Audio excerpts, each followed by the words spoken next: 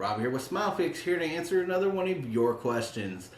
I recently got an email from Trina saying that she's an avid coffee drinker and that our repair material wasn't dark enough for her. Well, I have a solution. It's going to make your breath smell like coffee, but I can get your repair material as dark as you want it. What you're going to do is you're going to put your material, that's just some pure white SmileFix part 1, into hot coffee. Let it melt in there. We'll give it a few moments here. Let's check our material, see if it's ready to work with.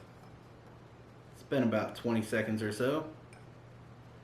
Yep, our repair material is ready to work with it. So I'm just going to dab it on this paper towel before I start kneading it by hand here.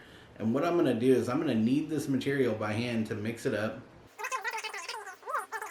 So I'm just going to put this material back in and let it absorb more, and maybe I'll do it again a couple times here.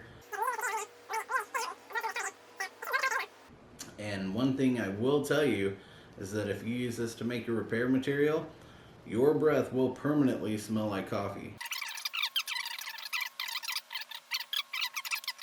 Got dark pretty quickly.